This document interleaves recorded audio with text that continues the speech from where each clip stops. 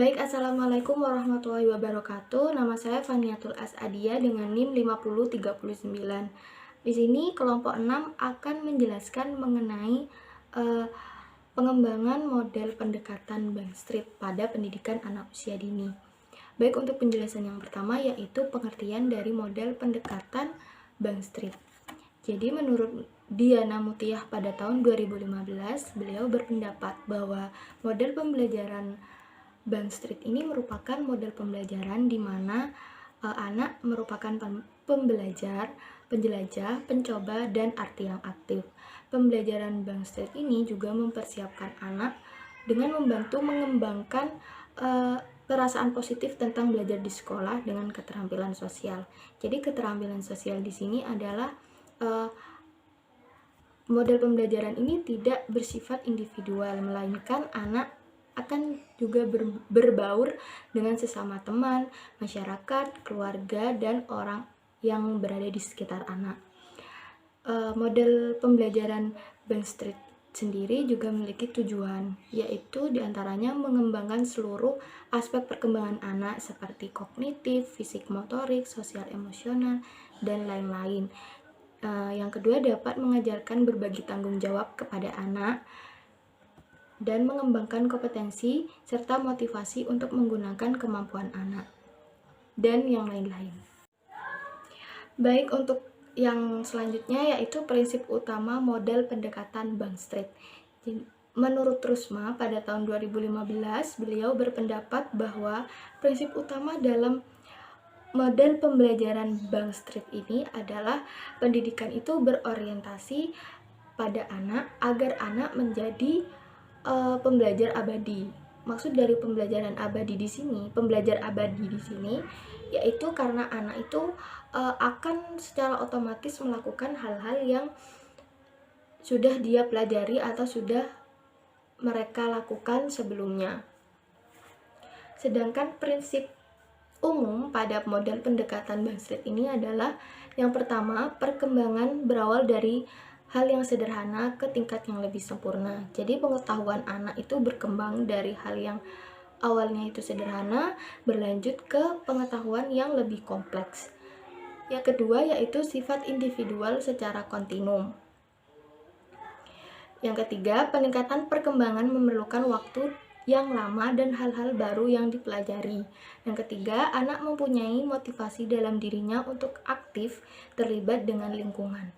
Yang kelima, rasa percaya diri anak terbentuk dari pengalaman dengan orang lain dan objek yang berinteraksi.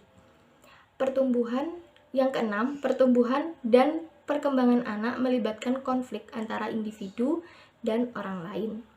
Assalamualaikum warahmatullahi wabarakatuh. Perkenalkan, nama saya Bailisa Putri, NIM 19 0220505041. Di sini saya akan menjelaskan mengenai fokus utama dalam pengembangan model Bank Street dan peran guru dalam pengembangan model Bank Street. Fokus utama dalam pendekatan model Bank Street ada 3, yaitu yang pertama adalah kompetensi. Dalam hal ini, kompetensi yang dimaksud adalah bagaimana cara anak mampu menerapkan keterampilan dan pengetahuannya dalam kehidupannya sehari-hari, sehingga anak mampu dengan baik menerapkan pemahamannya melalui interaksi dengan lingkungannya, seperti anak berani untuk berkarya dan berani untuk mengutarakan gagasannya kepada orang lain. Yang kedua adalah individualitas. Dalam pendekatan model Bank Street ini lebih menekankan pada fungsi kemandirian anak agar anak mampu memecahkan masalah secara mandiri, seperti menentukan suatu pilihan, berinisiatif, dan berani menerima risiko. Pada hal ini, anak perlu diberi kesempatan kebebasan agar anak mampu mengembangkan dirinya secara maksimal. Yang ketiga adalah sosialisasi. Sosialisasi berkaitan erat dengan adaptasi dan interaksi dengan lingkungannya. Nah, anak perlu dibiasakan agar memiliki rasa kepekaan terhadap lingkungannya, mampu beradaptasi dan berkomunikasi baik dengan masyarakat di lingkungan sekitar. Dengan begitu, akan membentuk rasa percaya diri pada anak dan perilaku anak melalui pengalaman interaksinya dengan orang lain. Secara tidak langsung, dalam hal tersebut terjadi proses belajar yang melalui interaksi dengan masyarakat di lingkungan sekitarnya. Selanjutnya adalah peran guru dalam pengembangan model Bank Street. Yang pertama, guru memahami perkembangan anak. Tentunya sebagai seorang guru harus memahami perkembangan anak. Dengan begitu, guru akan mampu mengatasi masalah dan hambatan yang terjadi pada proses pembelajaran dan proses sosial. Nah, yang kedua adalah guru memiliki potensi dasar pengetahuan. Guru yang memiliki potensi dasar pengetahuan akan mampu menjadikan proses pembelajaran lebih maksimal. Dengan guru memiliki potensi dasar yang baik, akan mampu memiliki solusi untuk mengatasi hambatan-hambatan yang terjadi pada proses pembelajaran. Yang ketiga adalah guru memilih dan menyusun materi-materi untuk siswa. Nah, sama halnya sebagai guru sebagai perencana. Guru merancang materi-materi pembelajaran yang mampu mengenalkan anak mengenai pemahaman tentang dunia dan melalui pengalaman proses sosialnya. Yang keempat adalah guru sebagai fasilitator. Guru memberikan fasilitas-fasilitas untuk memaksimalkan pembelajaran dan membantu mengembangkan potensi-potensi anak agar dapat berkembang dengan maksimal. Baik, Assalamualaikum warahmatullahi wabarakatuh. Perkenalkan, nama saya Zatumilah dengan NIM 190210205061. Di sini saya akan menjelaskan tentang lingkungan pembelajaran dalam model pendekatan Bank Street. Model pembelajaran Bank Street ini tidak bersifat individual. Nah, di sini di mana anak diminta untuk berbaur dengan sesama teman, keluarga, masyarakat, orang dewasa, dan lain sebagainya. Di mana hal tersebut yang berkonteks pada sosial dan juga lingkungannya.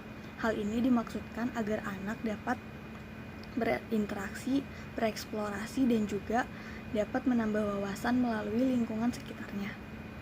Nah, lingkungan dari pembelajaran pendekatan Bank Street ini yang pertama yaitu ada lingkungan sekolah atau kelas. Lingkungan kelas adalah di mana anak dapat menerima peran aktif, kerjasama, kemandirian, dan juga keberagaman dalam berekspresi dan berkomunikasi. Di dalam pendekatan Bank Street ini, guru memiliki peran yang cukup penting dalam memahami perkembangan anak. Nah, pemahaman yang secara menyeluruh terhadap potensi dasar anak mencakup pada pengetahuan tentang potensi yang dimiliki oleh setiap anak. Sebelum pembelajaran, guru sebaiknya memilih dan menyusun materi-materi berdasarkan pada kebutuhan anak secara individual, sehingga guru dapat menjadi fasilitator yang berkompeten dalam proses pendidikan anak. Yang kedua yaitu lingkungan keluarga. Keluarga bagi seorang anak merupakan lembaga pendidikan non-formal pertama di mana mereka hidup, berkembang, dan juga matang di lingkungan keluarga. Di dalam sebuah keluarga, seorang anak pertama kali akan diajarkan pada pendidikan. Nah, dari pendidikan tersebut, anak dapat mendapatkan pengalaman, kebiasaan, keterampilan dalam bersikap, dan juga bermacam-macam pengetahuan lainnya. Yang ketiga yaitu ada lingkungan masyarakat. Perlahan-lahan minat anak pada dunia luar selain lingkungan keluarga dan juga kelas akan lebih meluas, yaitu ke lingkungan masyarakat. Di dalam kurikulum, setelah anak mengenal keluarga, itu akan terus berkembang terhadap fungsi dan juga perannya dalam konteks sosial bermasyarakat. Nah, di dalam pendekatan Bank Street itu sendiri dikatakan bahwa anak merupakan seorang pembelajar yang aktif, peneliti, explorer, dan juga artis. Nah, dalam proses pembelajaran di lingkungan masyarakat ini, konteks sosial ini memungkinkan anak untuk belajar melalui interaksi dengan masyarakat di sekitarnya. Jadi, selanjutnya yaitu penilaian dalam pendekatan Bank Street. Hal utama bagi penilaian yaitu pengamatan reflektif dan juga pencatatan perilaku anak dari waktu ke waktu. Bank Street sendiri sudah lama menyokong berbagai pendekatan pada penilaian berdasarkan pada pemahaman bagaimana anak yang sedang tumbuh dapat memahami dunianya. Dalam penilaian data untuk analisis ini meliputi cakupan penuh atas kegiatan harian, interaksi, dan juga hasil karya anak, seperti bermain, membaca, menyelesaikan soal matematika, bekerja dengan materi, dan juga berinteraksi dengan anak lainnya.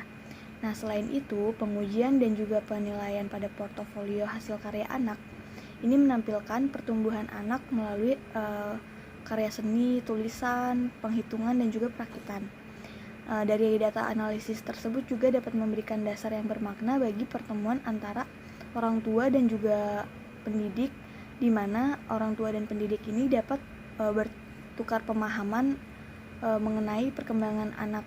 Baik, sekian penjelasan dari saya, kurang lebihnya saya mohon maaf. Terima kasih.